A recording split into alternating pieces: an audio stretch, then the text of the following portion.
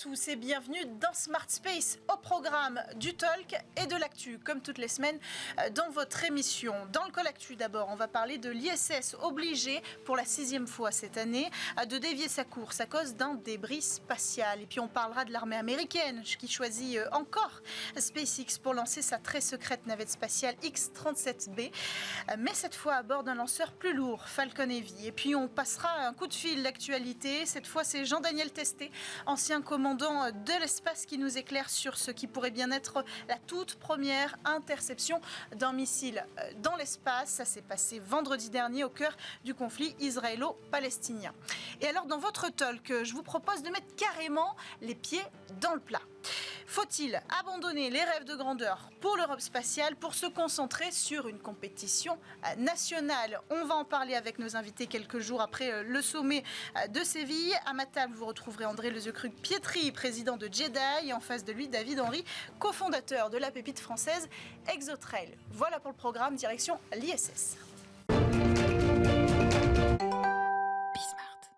Pour la 6e fois en moins d'un an, la Station spatiale internationale a été obligée de dévier sa trajectoire pour éviter un débris spatial. Vendredi 10 novembre, des responsables de l'agence spatiale russe Roscosmos ont indiqué avoir allumé les moteurs d'un vaisseau Progress amarré à l'ISS en raison d'un risque de collision.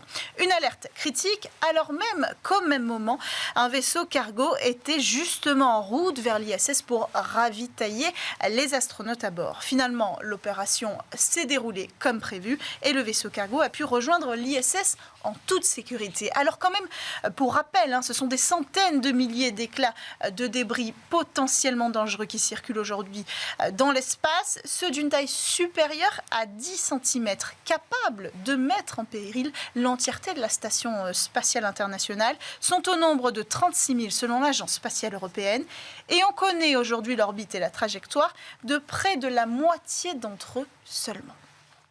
Autre actualité, l'armée américaine a fait de nouveau appel à SpaceX pour la prochaine mission de son avion spatial robotique réutilisable X-37B.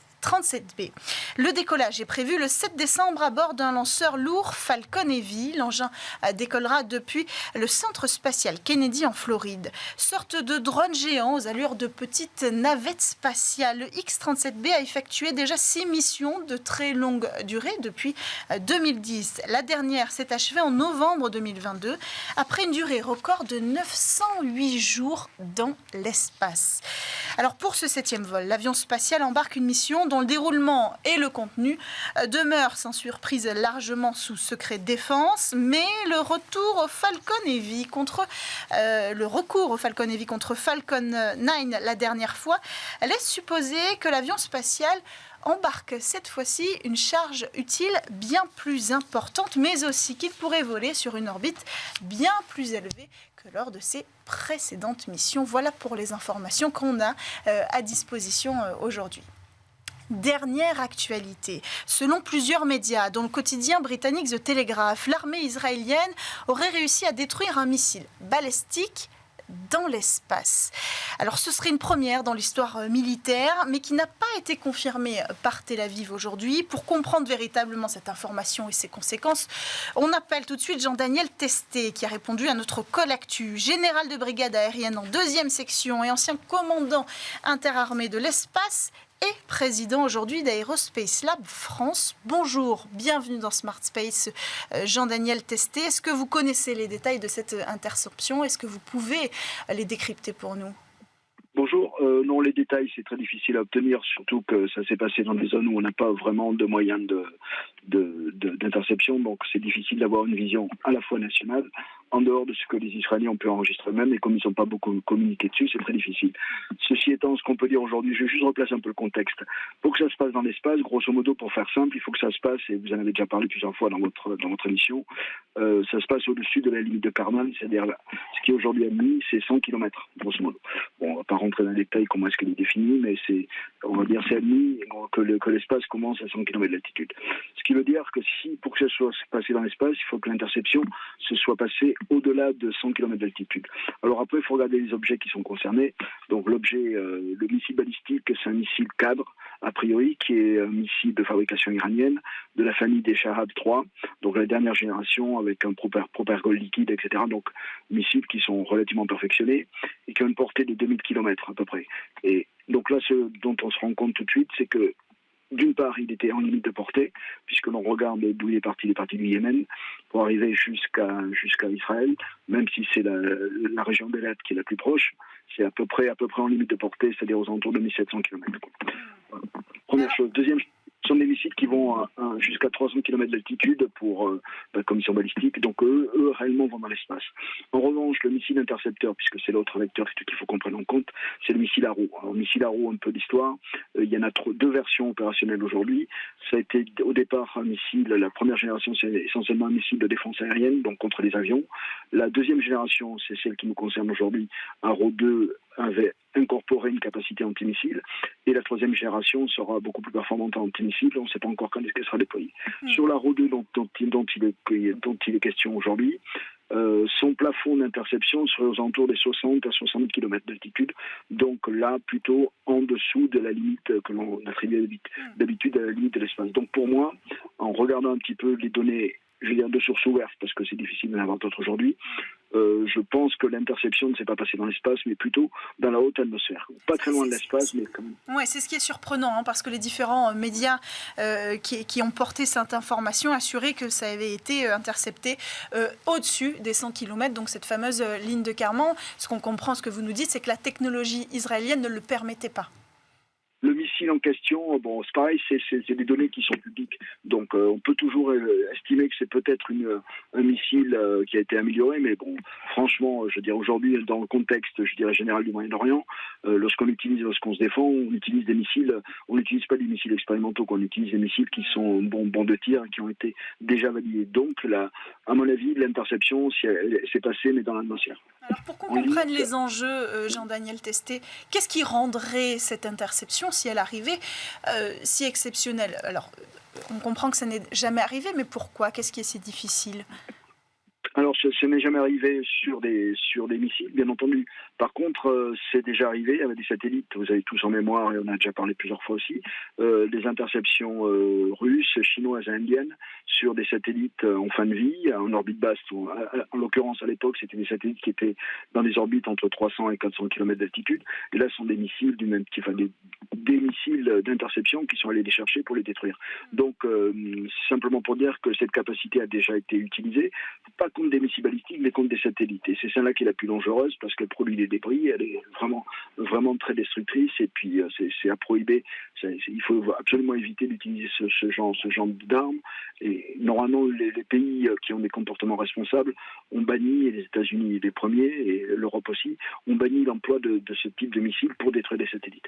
Mais la menace est là aujourd'hui. À partir du moment où on peut considérer que des missiles sont capables d'aller chercher des objets dans l'espace, c'est qu'ils peuvent aller détruire des satellites, probablement.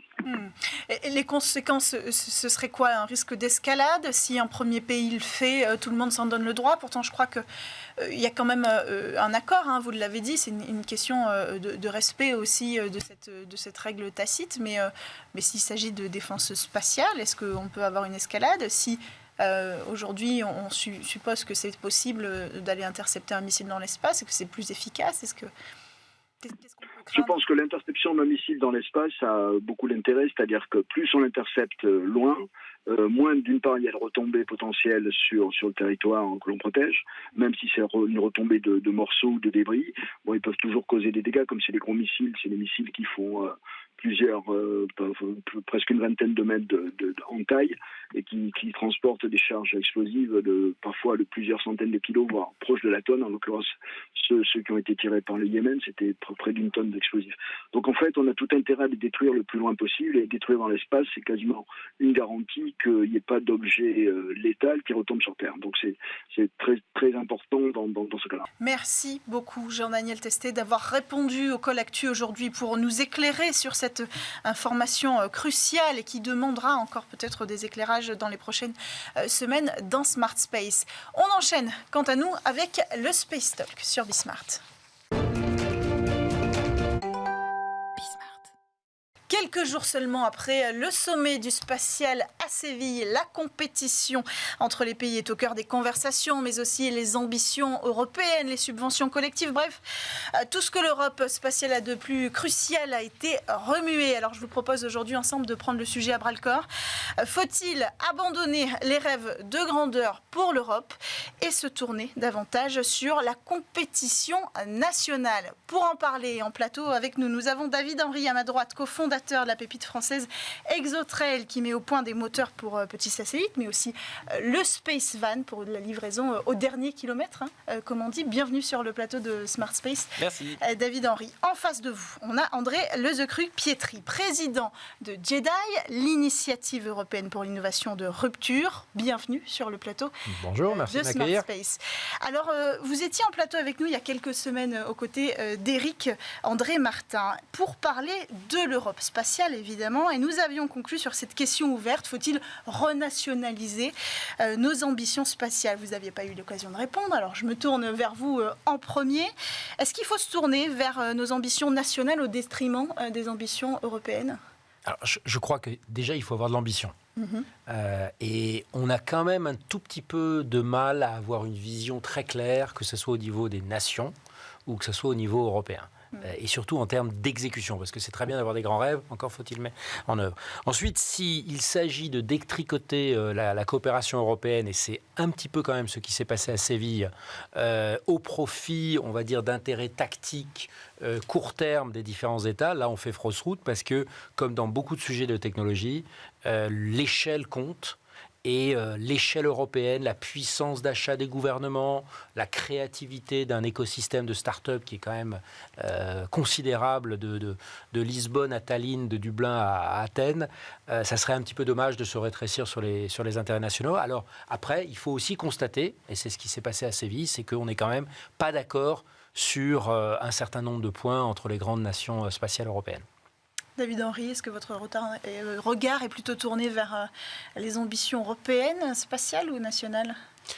Alors déjà, je pense que l'échelle, comme le disait André, l'échelle, raisonnablement, ne peut être que le continent pour affirmer une ambition. On m'avait dit, alors j'ai pas les chiffres exacts en tête, mais que globalement, quand on dérivait le budget de la NASA, on obtenait le budget du CNES. Donc qu'est-ce que ça veut dire, ça, si on ne fait pas de maths? Ça veut dire que le budget de la NASA tous les ans, c'est le budget de la NASA l'année d'avant, plus le budget du CNES. Donc ça donne un peu un ordre de grandeur. Ça dépend quel est le niveau d'ambition. Mais si on a un niveau d'ambition qui est de lutter à armes égales contre les grandes puissances, alors le niveau devrait être le niveau européen. Pas forcément de la façon dont c'est fait aujourd'hui. Ça j'ai un avis assez tranché sur la question, cependant.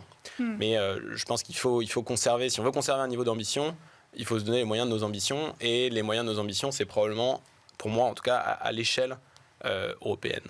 Et alors, c'est quoi cet avis tranché sur la question? On parle de l'économie, du financement européen? Aujourd'hui, je pense personnellement que la façon dont la France travaille avec ses entreprises innovantes est meilleure qu'au niveau européen. C'est perfectible, mais meilleur. Pourquoi il y a des éléments, on parle souvent de France 2030, c'est un élément quand même qui est assez exceptionnel. Vous faites partie de France 2030. On fait partie de France 2030, tout à fait. Alors justement, c'est ça le point. On n'est pas subventionné par France 2030. L'État nous a acheté une mission pour déplacer une charge utile d'un endroit à un autre en orbite basse. Et nous, on a répondu à un appel d'offres qu'on a remporté et on va déployer fin d'année prochaine cette charge utile. Mais on n'est pas subventionné. L'État français a besoin de démontrer ces capacités-là, et donc elle nous a acheté ce vol de démonstration.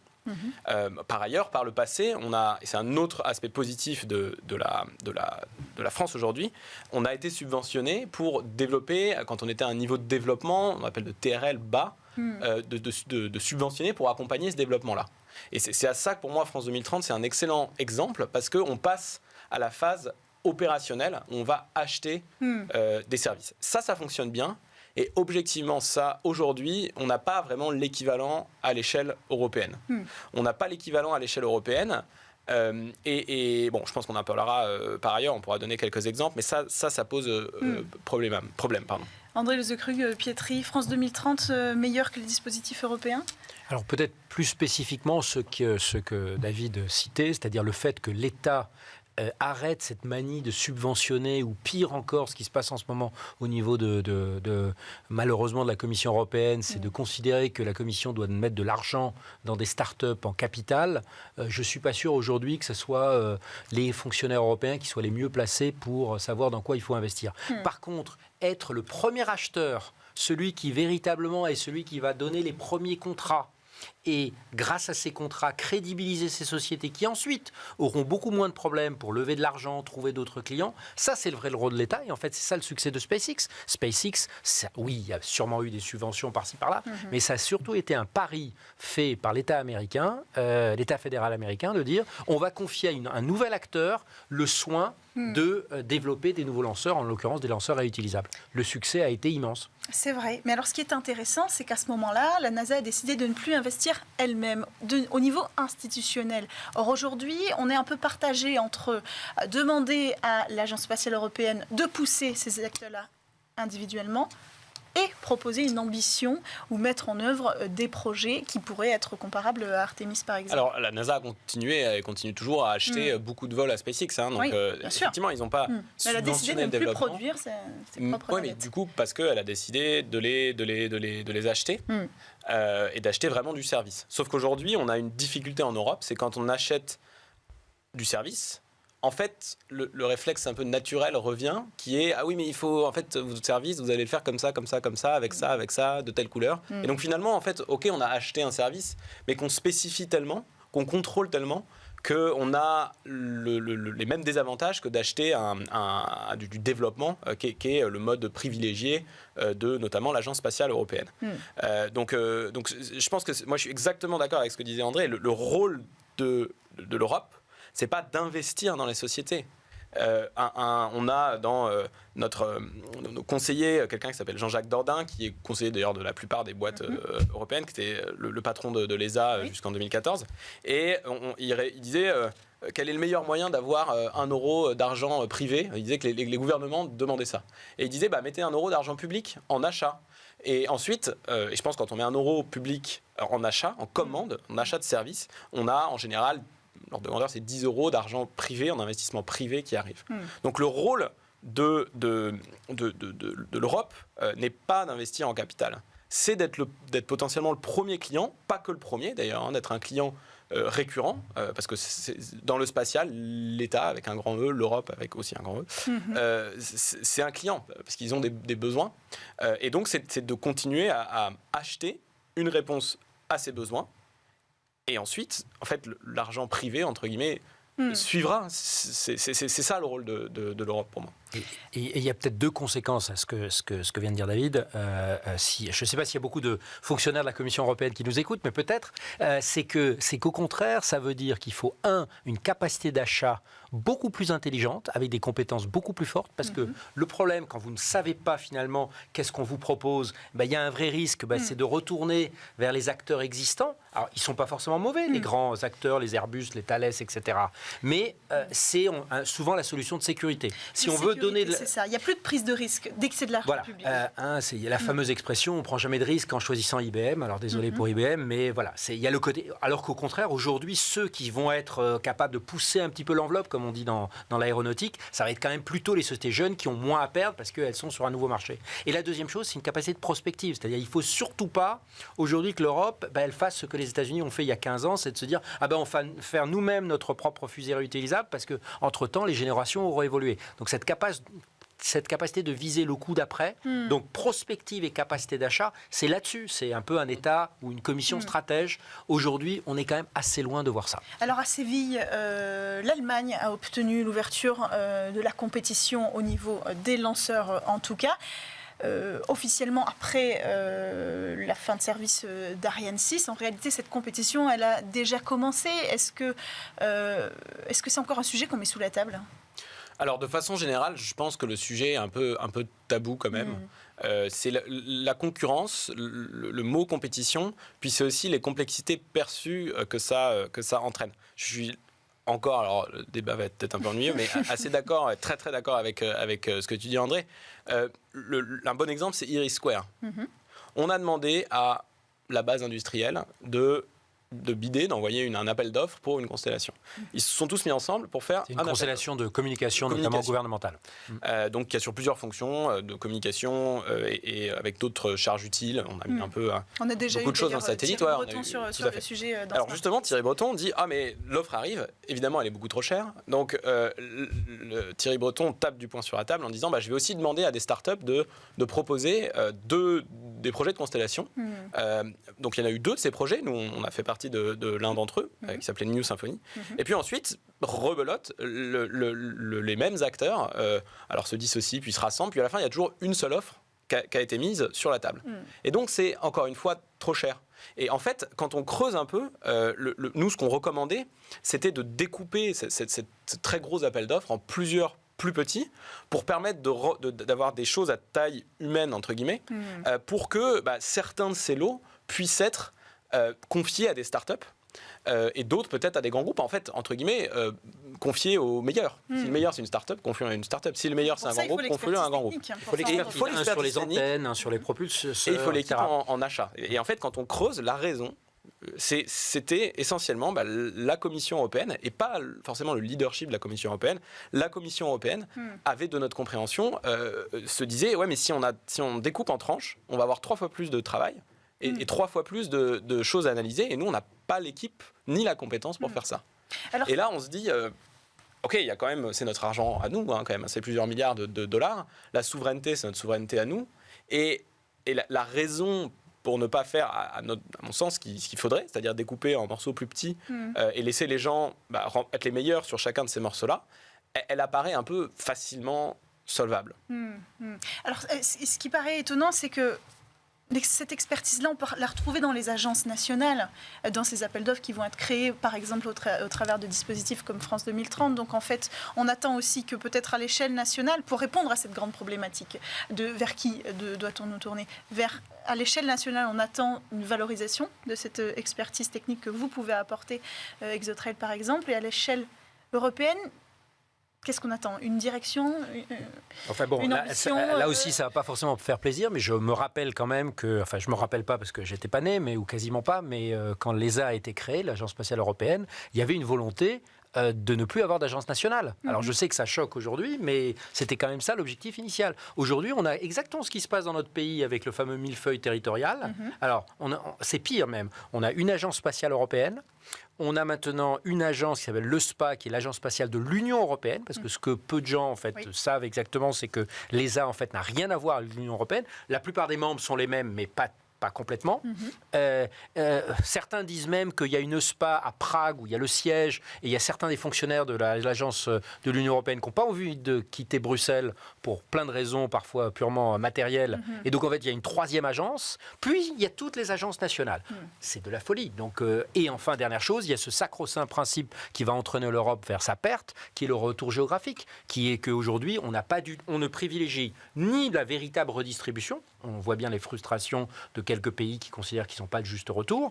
Et on n'a certainement pas l'excellence parce qu'on essaye d'optimiser, non pas en celui qui donne le meilleur produit, mais en fonction des contributions au budget. Alors moi, donc aujourd'hui, on a le pire de tous les systèmes.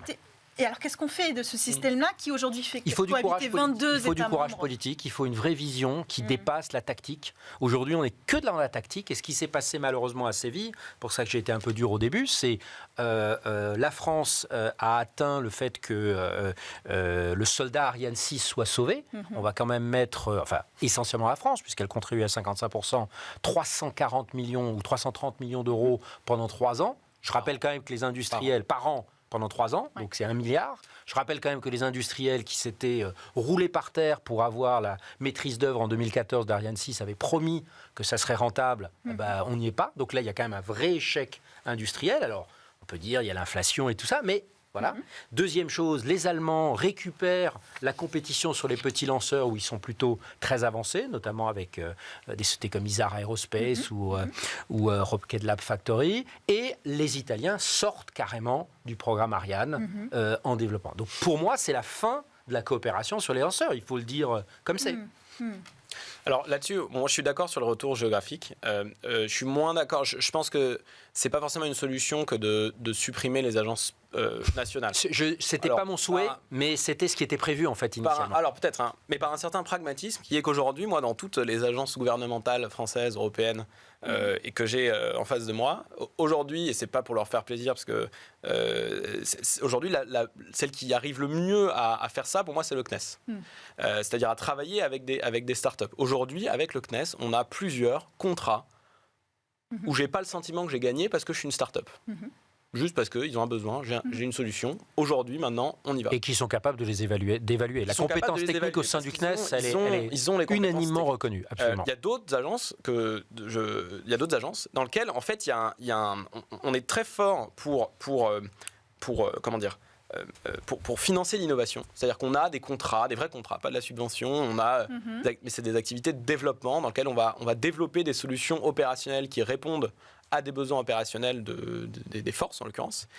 Et ensuite, c'est le désert. C'est-à-dire qu'ensuite, on nous dit, les yeux dans les yeux, on sait qu'aujourd'hui, on a un problème. Là je parle plutôt en France.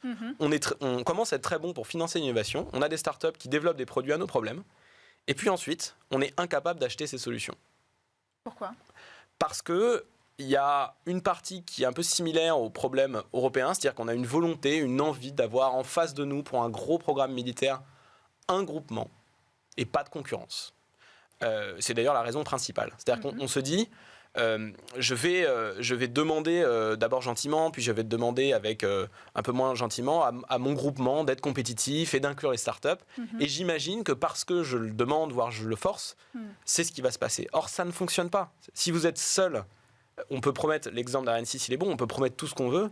5-6 ans après, une fois qu'on dit si on débranche, il ne se passe rien, on est pieds et poings liés. S'il n'y a pas de concurrence, s'il n'y a pas de compétition, il n'y a pas de compétitivité. C'est le même mot, c'est pas par hasard. Donc c'est pour ça que sur les agences, je pense qu'aujourd'hui, le CNES a réussi vraiment à mettre en place des compétitions. J'ai démarré avec Zotrail en 2017, on est en 2023. En 6 ans, ça a énormément changé. Et donc je suis un peu... je pense qu'il ne faut pas forcément... Donc il faut les ambitions garder nationales ça, comme moteur de cette compétition. Voilà. Sur le retour géographique, moi, ça fait quelques années qu'il y a... Aujourd'hui, le retour géographique, c'est si vous mettez 1 euro dans un programme, vous êtes garanti que vous récupérez au moins 85 centimes, je crois, en contrat pour votre pays. Moi, je pense que ce qu'il faudrait faire, et c'est une idée qui existe, c'est vous payez 1 euro, et ça vous donne le droit à concourir pour 1 euro. Okay. Soit vous gagnez, dans ce cas-là, vous payez cet euro, soit vous perdez, dans ce cas-là, vous récupérez tout ou tout moins les frais de fonctionnement de l'ESA, qui peuvent être 15 centimes, par exemple.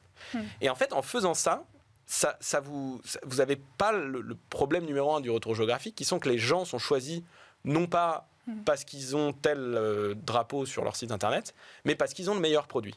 Et donc vous pouvez terminer avec un mode comme ça où, je sais pas, l'Allemagne, la France ont tout un programme, alors que l'Allemagne, la France et l'Italie ont donné chacun un nom. Je crois d'ailleurs que c'est une des propositions qui a été présentée aux assises du New Space tout à fait. à la première édition. Ce sera la prochaine question ouverte pour le prochain débat que nous aurons ensemble. Comment reformuler cette question du retour géographique ? Merci à tous les deux d'avoir pris le temps de venir sur le plateau de Smart Space aujourd'hui. Merci à tous de nous avoir suivis à la production. Lily Zalkind, à la semaine prochaine sur Bismart.